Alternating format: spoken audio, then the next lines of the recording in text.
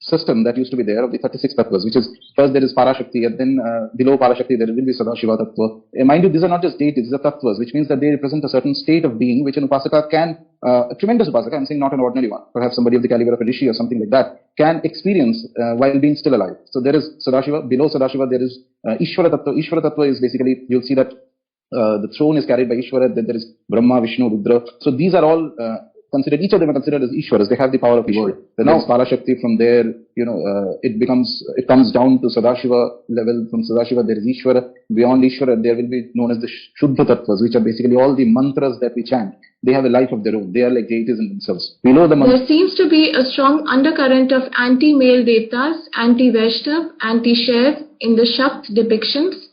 Kali standing on Shiva, goddess seated on a chair with 4 legs on 4 male deities, etc. But this is not present in the Vaishnava or Shaiva traditions. Could you explain? Okay. So, first of all, in any of the sampradayas within Dharma, whether it is a Vaishnava sampradaya or a Shaiva sampradaya or anything, the primary basic idea, and I suppose most of us are aware of this, is that there is one single deity, one tattva, let's call it deity and a tattva, which is the highest, supreme, and everybody else is but a manifestation of that. So if you are looking from a Shaiva point of view, if you read that text, Shiva is the highest, everybody else is but a manifestation from that. If you read the Vaishnava text, it's always Vishnu who is at the top, and then there are other deities who come later on, who is a projection from that. So the same concept is even there in Shakta Tantra. There is no harm in this, because it's believed that whenever an upasaka traverses a specific path, he or she must look at his Ishta Devata, whether it's a Devata or a Devi or whichever form, as the supreme, as the ultimate and the absolute form, and everything else is but a projection of that. It is only when you look at it that way that you have a chance of actually progressing. Now, when it comes to the depictions, specific depictions like Kali standing on Shiva, or where you have Lalita Tripura Sundari standing, she's sitting on a lotus that emanates from the navel of Shiva and on a throne which is carried by 4 deities. So these are representations of specific principles in Shakta Tantra. So Kali is an extremely ferocious form of the Divine Mother. It's well known to everybody, and that basic idea we all have. To integrate her upasana and her power into the mind and body of the upasaka, one will need a platform, a base. You call it the adhara. The mind of the body has to be very, very stable. It is that representation which is shown that it is only when she steps on Shiva that she suddenly stops. The tremendous amount of power that she has there is some amount of control in that power. Otherwise, it's not enough to just worship a deity. You have to progress with the deity. I mean, there is no point to worship Kali if you're scared of her. You can't take the kind of terrifying power that she personifies. Whereas in the case of Lalita Tripura Sundari, it is the diagram that we see, the picture that we see, is a representation of the tattvas in the Shaiva system that used to be there of the 36 tattvas, which is first there is Parashakti, and then below Parashakti there will be Sadashiva tattva. Mind you, these are not just deities, these are tattvas, which means that they represent a certain state of being which an upasaka can, a tremendous upasaka, I'm saying not an ordinary one, perhaps somebody of the caliber of a rishi or something like that, can experience while being still alive. So there is Sadashiva, below Sadashiva there is Ishvara tattva. Ishvara tattva is basically, you'll see that the throne is carried by Ishvara, then there is Brahma, Vishnu, Rudra. So these are all considered, each of them are considered as Ishwaras. They have the power of Ishvara. Now, going more details into that would, entail explaining the 36 tattvas of Kashmiri Shaivism, from which this depiction is taken, basically. So the idea is, first principle, first thing you have to remember is that every system within Dharma considers their deity as the supreme. And there is nothing wrong in that, because Vaishnavas do that, Shaivas do that, Shaktas also do that.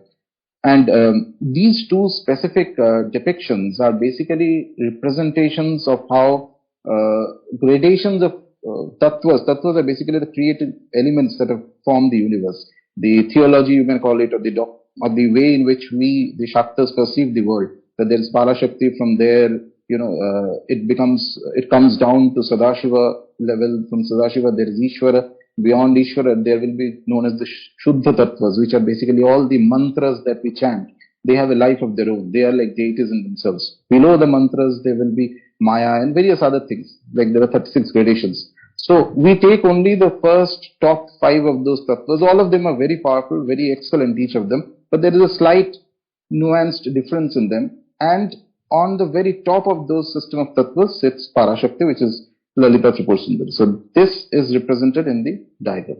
Nowadays, many traditions don't do the full mantra Purush Charana for each deity. Example, after Ganpati mantra, 1 lakh Ganpati mantra is done, you move on to 3 lakh Bal mantra, etc., etc., progressing to Shri Yantra worship. Does this give any results, or is there reason for this?